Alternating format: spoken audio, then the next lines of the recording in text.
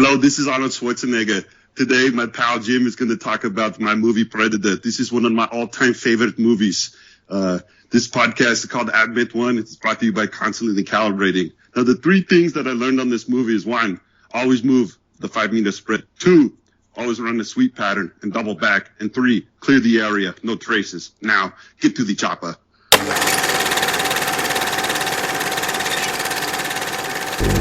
I never fucked anybody over in my life. Didn't have it coming to me. You got that?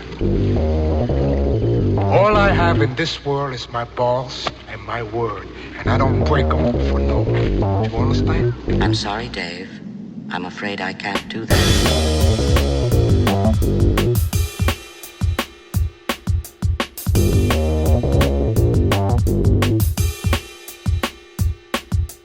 I work for Kaiser Soze. Tu me déçois énormément. I work for Kaiser Soze.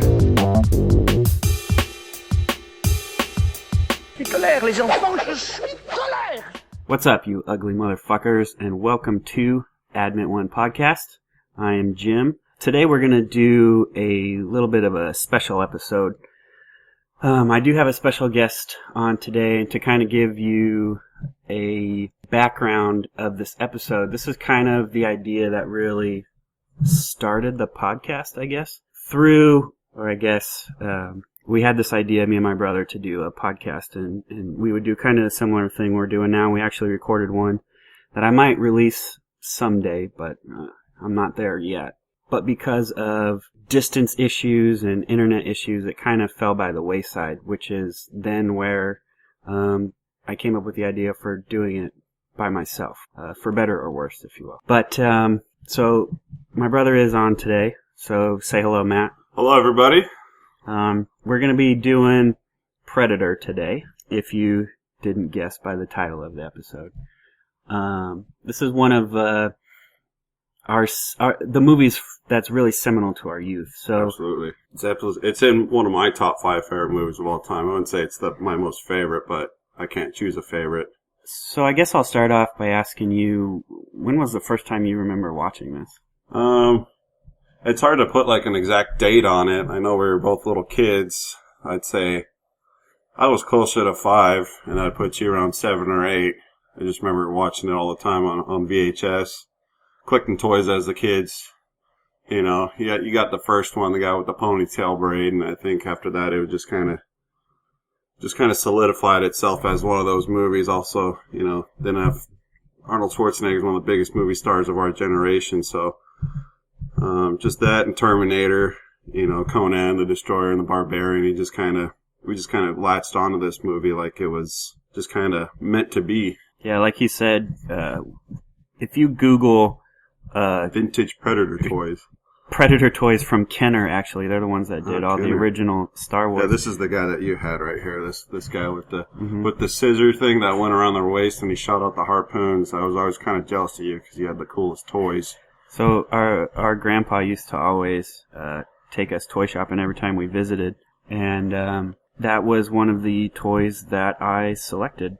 But because we were familiar with Predator at the time, and you'll notice he said that we were like 5 and 7. We were allowed to watch that stuff. Yeah, Mom didn't give 2 shits about what we watched or not. Like the movie that Jim was referenced to earlier, the first podcast we did was Broken Arrow, and that's a R-rated movie. And I remember, see, that guy's kind of cool. I remember, what was our neighbor's name? Kevin. He wasn't allowed to watch R-rated movies, and I don't think he got up till high school before he was actually able to watch an R-rated movie. So our mom didn't care one way or the other what type of movies we watched, but I think it worked out. Well, I guess so far it worked out, but that's for other people to judge. I can't say that for myself. And I guess really it's not a knock by any means. We were just able to handle that kind of stuff, I guess. Although she did have some weird we weren't allowed to watch Friday. Maybe she was afraid. See, I don't remember that. Friday and Pulp Fiction. I guess I could see Pulp Fiction because that movie still gets me to this day.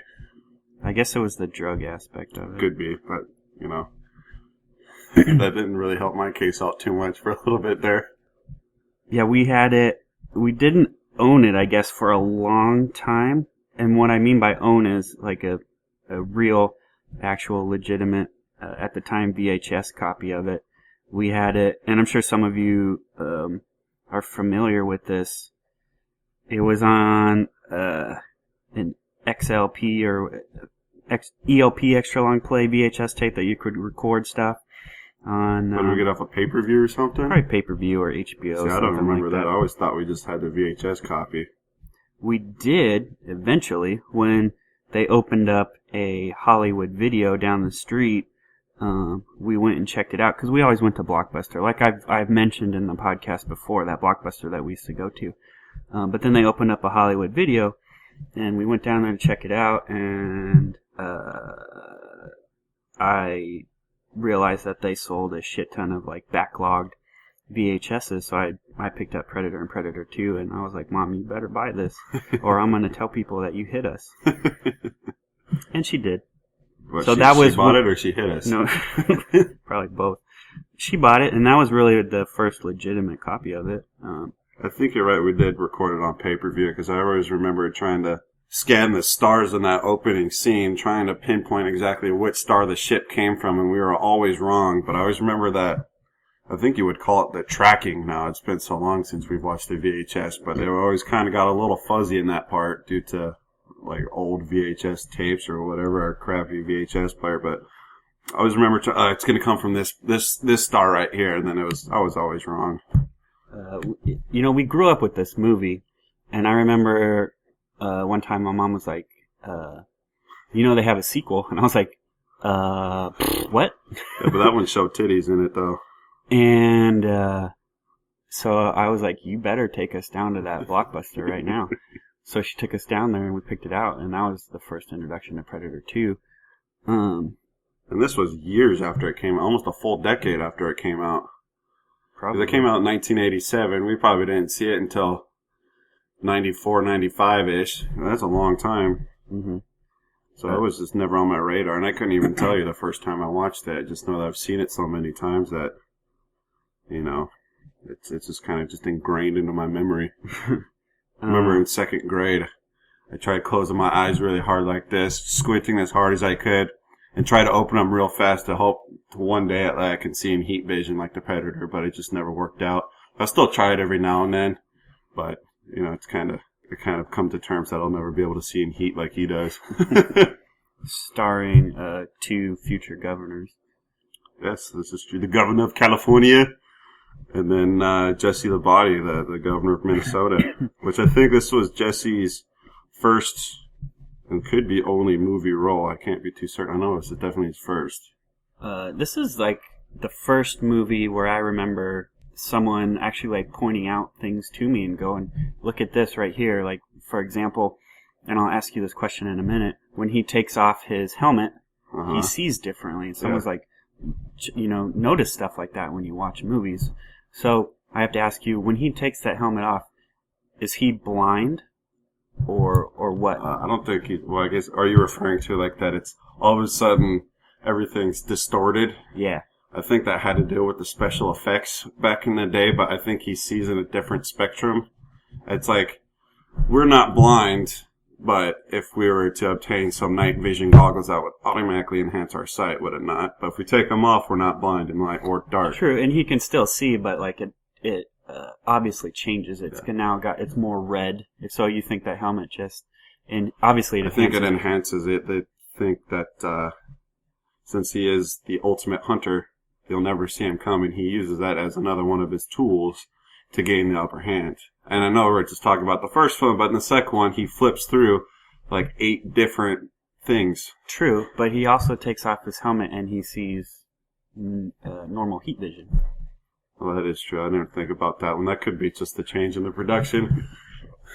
Which Predator 2 is very underrated in my opinion. Pussy face. But no, I don't think he's blind.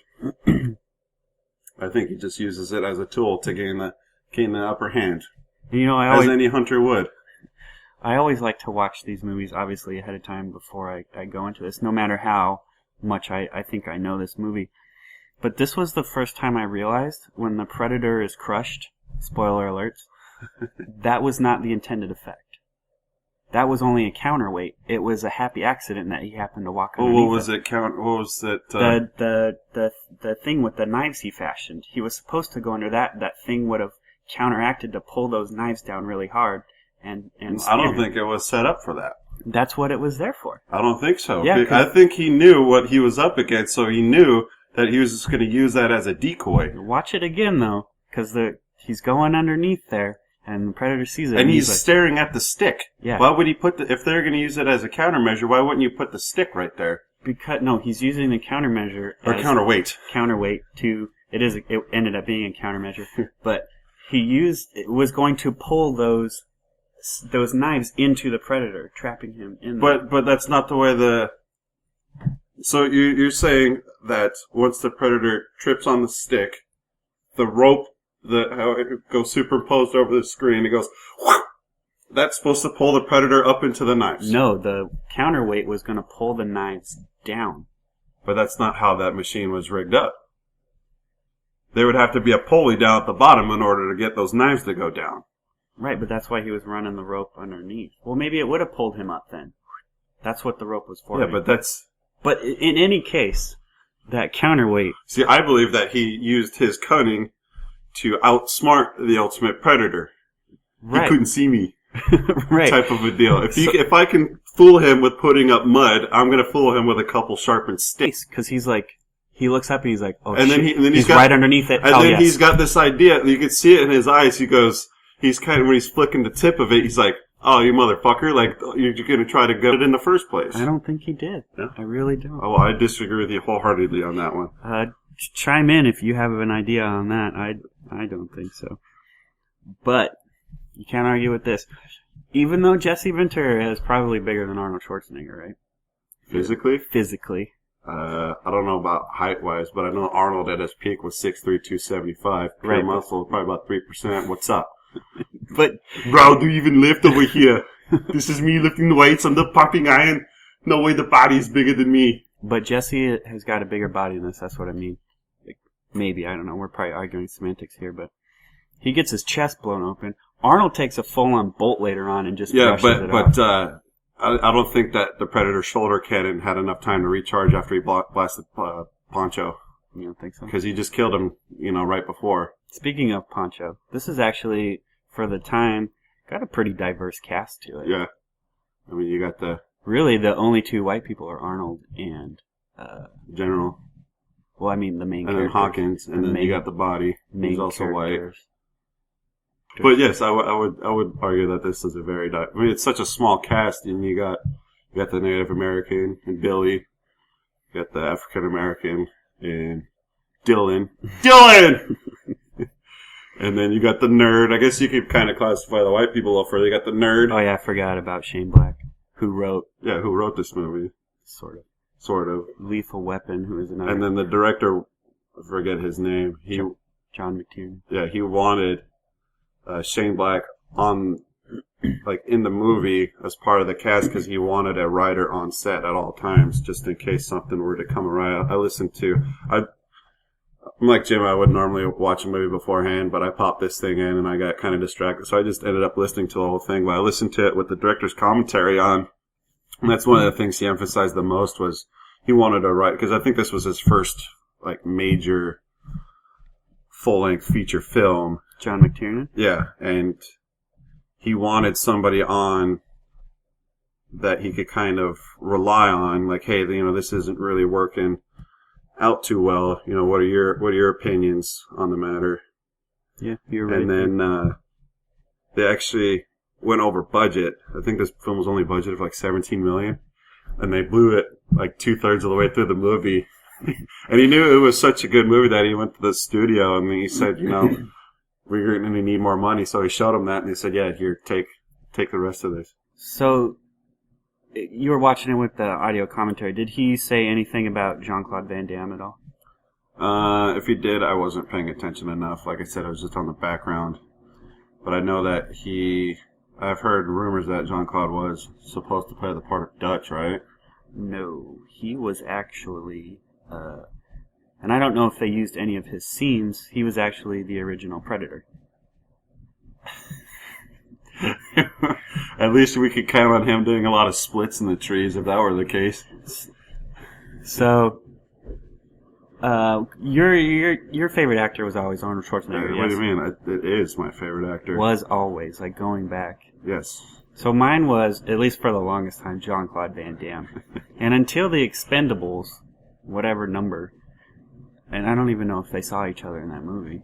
I've never seen him, so I couldn't tell you. This was the first movie, really, I guess, where we had the opportunity for them to be in a movie together. At the height of their action star careers? No, I think Jean-Claude Van Damme was just starting. Oh, he was more like mid-90s, I guess you could say. Well, I guess Arnold was popular back then, too, but this could have been type of two giants met in there early on before they both of them really made it big. So, and the story behind that is Sorry, the only thing I can imagine is just the Predator going up to give Arnold a high kick, and he says, "Read it, Wolverine, between the lines." He didn't want to act behind all that makeup, I believe, so they fired him, and he was being lazy, and they were afraid he was going to hurt somebody. Did he use that term very loosely, act? Yes. He was performing, and they were afraid he was going to hurt someone through his laziness, I believe, so they fired him and hired Kevin Peter Hall, R.I.P., which I think ended up working out for the best anyway. Yeah, would they have made JCVD like taller, or just have him be his old? Because a Predator that's 5'6" isn't very intimidating to a man that's 6'3". True, but they changed their Predator design halfway through production or whatever. Originally, the Predator, and you can see if you watch Predators, the other alien that's on the planet with them, the one that's not hunting them, is the original Predator design. Oh, really? And you can kind of see it sometimes in the camouflage. It's clearly a different alien. Oh, he's a little smaller, isn't he? Mm-hmm. So that's where that came from. Okay. And I don't know if it was John McTiernan was like, this alien's not working or whatever. So Stan Winston, I believe, was charged with making a new one. And he was on a flight with James Cameron. And he's like, hey, do you have any ideas for this alien? And he's like, I've always wanted to see an alien with mandibles. So that's where that came from. And if that flight hadn't taken place, who knows how... We would have gotten and I may have not liked this movie so much. Right. So, do you think if the Predator or Alien had looked different, do you think we would still... And think objectively here. Do you think this would still be the classic that it is today? If that was the only thing that could have changed, it's hard to say, really, but I think it would have still been...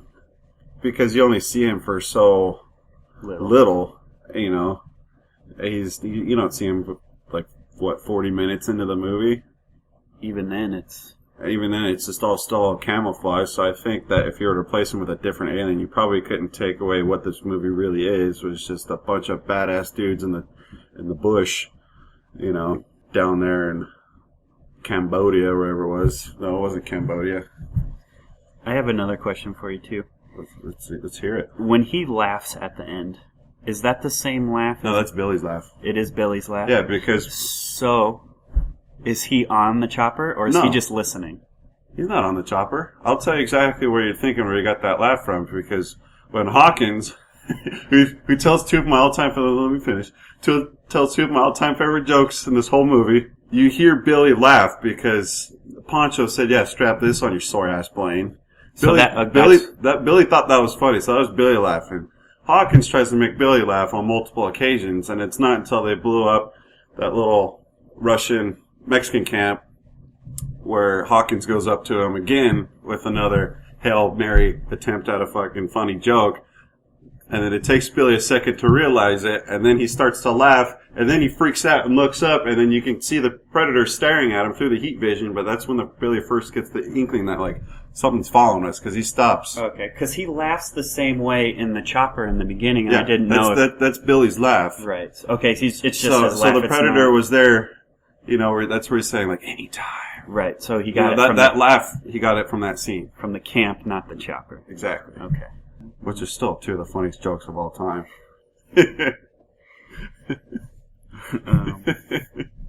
You know, it's because of the echo. Oh, I love it too much. So is there anything you want to touch on then? Oh, what the heck was that? I think we got a predator living upstairs. No, I just, this is one of those movies that I quote. I mean, I live through movie quotes. Me and Jim will text battle back and forth. He'll send me a movie quote. I gotta try to guess it, but this one, it's hard to say, really, put into words what this movie really means to me.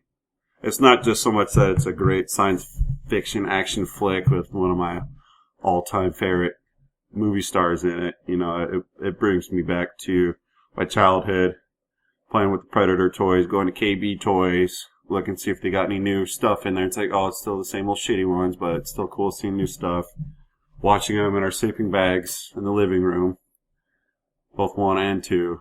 It's just kind of one of those cherished childhood memories that I'm still able to relive at an hour and a half at a time when I deem so. So that's all I got to say, really. I think I echo that. It's such a simple premise. Yeah. And it kind of throws you through the loop. Like, I don't know if there was an alternate title to this, but Predator doesn't really... It doesn't give anything away. Yeah, it doesn't allude too much. It's not Alien Hunter, which that kind of... I think that's what they were trying to go for. What? Okay. You know what I mean? If they had called it that, you know what the fuck you're talking about. And I haven't seen trailers for this. I haven't Googled anything like that. So maybe they gave that away, but like, if you were just flipping through, you know what I mean?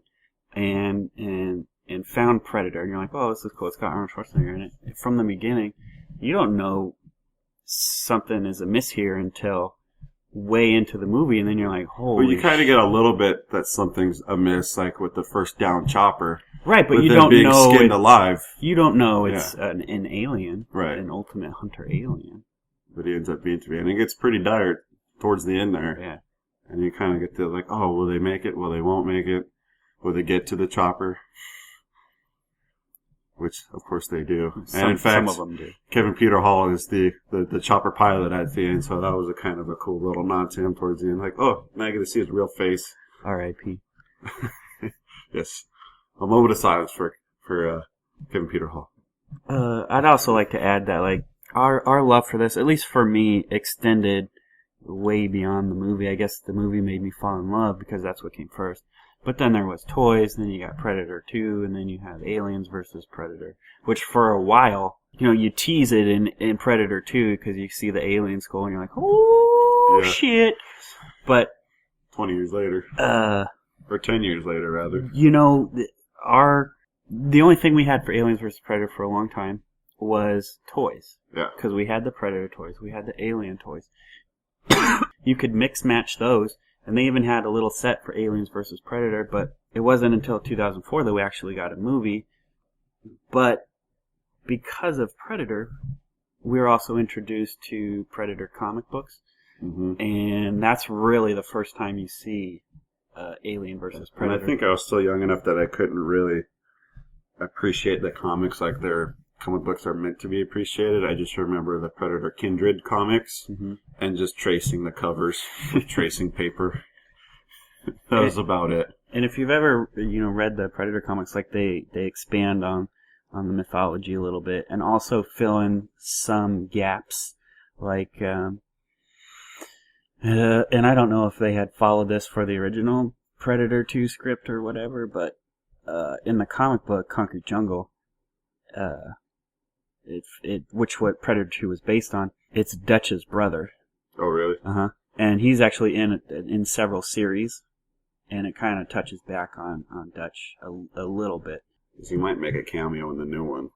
So it'll open up a whole new world. Yeah. Predator world, not just a movie. So this movie, and where I'm trying to go with that is this movie opened up a whole love of this character for me. A whole new world. Don't you dare close your eyes. I'll gouge them out with my wrist forks. So what are you looking forward to in the new one? What do you want to see? I want to see it get back to the basics. You know, as much as I appreciate seeing multiple Predators in a movie, you know, if they could have like a Friends type of sitcom with just nothing but Predators, I would love that. But this one, I'm looking just to get back to the basics, especially with Shane Black being back on board.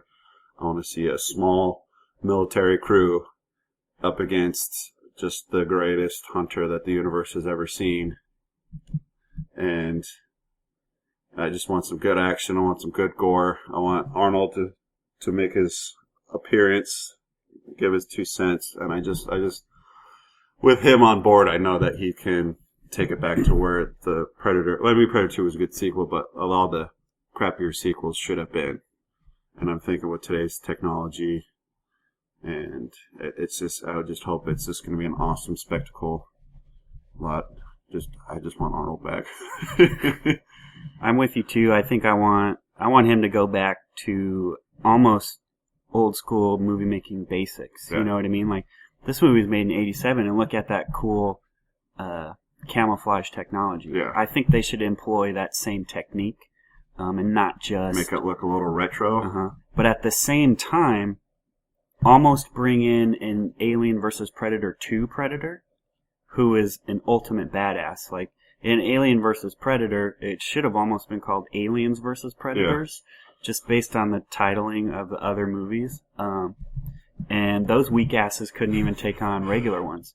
Whereas in AVP-R, I guess, they just send in the Wolf, who is one badass. Yeah. If you look at him, you know, if you freeze frame those things, he's scarred, he's missing a tusk. Like, he's been around, he knows what he's fucking doing. He's there to kick ass. Because some damn fool accused him of being the best. And he was. You know, the only reason he got taken out was because of a nuclear bomb. But Which he's got on his wrist. no, the humans nuked him. I know, but he's got one on the That's wrist. true. He didn't need it, though. No. You know, I want a Predator like that. Yeah. I would like to, you mentioned Predator Kindred. That would be a cool adaptation. Just a small, gory, I hate the term, but hard R, back to basics, simple story. And that was a cool Predator in that too. I gotta read those. Not much for reading, though. That's one of my favorite series of Predator comics. So yeah, any more closing thoughts? No, this is one of my top 5 favorite movies of all time, and I hope to join you again for another one of my top 5. Different genre, but, you know, there's so many quotes and scenes that I always draw back on, and I use them in my day-to-day. A lot of people don't understand them, or don't get them, I should say, but I get a little chuckle out of it, and, you know, if that's what takes it for me to enjoy this movie a little bit further, and I'm going to do it. But I'm looking forward to the next one coming out in such and such time and whenever. You know, I'll definitely be lined up in the theaters. Not opening night necessarily, but I'll definitely go see it in theaters and looking to see what he can bring back to the table. Awesome. Well, thanks for being on. We move 5-meter spread. Clear the area. No traces. Thank you for having me on. It's been a lot of fun. All right, everyone. Thanks for tuning in to this week's episode. Without further ado, that's a wrap. Mr. Brown, that's a little too close to Mr. Shit. Are you the police? No, man. We're musicians. I work for Kaiser Soze. But this way, no, homie! I work for Kaiser Soze. But this way, no, homie! Here's the fucking money, shithead!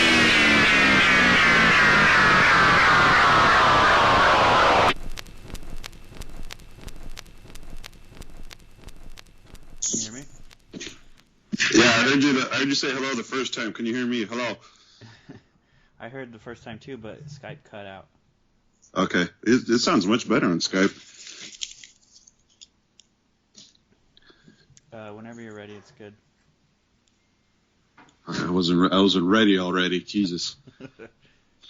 Look good, feel good. Look good, feel good. Constantly calibrating, right? Yes, sir. Okay. Let me get inside so it's... Hello, can you still hear me? Yeah. Okay. Hello, this is Arnold Schwarzenegger coming to you live from Gold's Gym.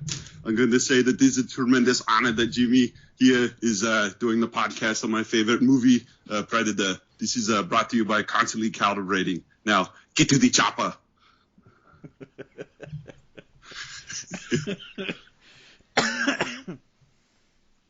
That was good.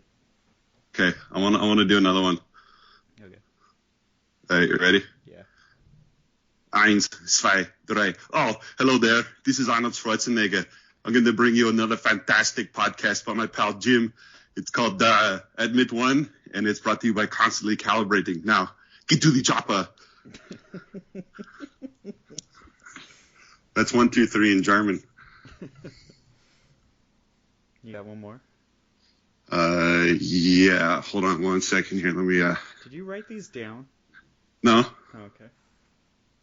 The only thing that I was thinking about was now get to the chopper, because it's relevant, and that's what he says in The New Apprentice. Does he say you're terminated? Yeah. You're terminated. Now, get to the chopper. That's his, catchphrase. Not bad. Okay. Look good, feel good. Look good, feel good. Hello, this is Arnold Schwarzenegger. I'm going to bring you another fantastic podcast. It's called Admit One. Now, there are 3 things that I learned while filming this movie, Predator. Number 1. Damn it, I forgot what I was going to say. Fuck. I had it, too. Hold on. I need to write that one down, because that one's kind of tricky to say. This actually sounds really good. We could do more episodes like this. Yeah, because you come in pretty clear, and I'm not getting any lag. Hold on here. 3 things. Oh, where's the fucking light at in here? Here we go. Light. Maybe I could do like a once a episode thing. I'll say I'm talking about this movie, and then just give you like a shot for like 2 minutes. What do you mean? I don't know. Be like, hey, I'm talking about King Kong. Like, say something for 2 minutes or whatever. I don't know. Oh, okay. Yeah. Think on it. Okay, hold on. I'm writing these down.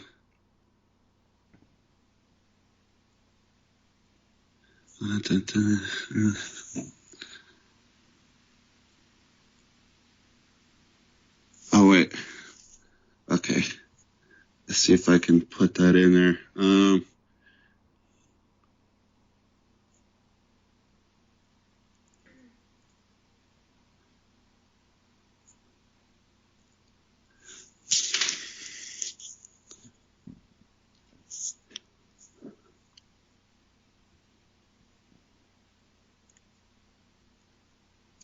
Okay, I think I got it.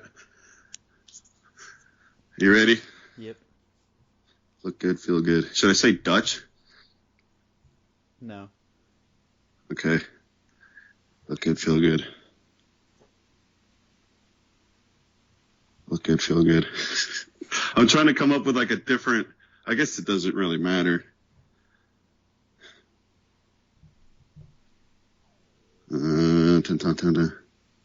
Okay. Can Julie hear me? Yeah. Okay. Tell her I said. Hello, this is Arnold Schwarzenegger. Today, my pal Jim is going to talk about my movie Predator. This is one of my all-time favorite movies.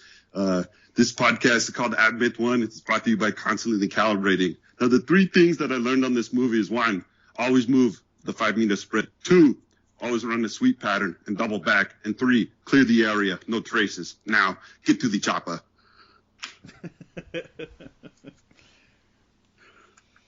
Because he says those things. Go ahead and ask me how long I've been a spy for. How long have you been a spy, Harry? 17 years. Have you ever killed anyone? Yeah, but they were all bad. The bridge is out! The bridge is out! Oh my god, the bridge is out! Oh, you couldn't hear it, but I slapped my forehead.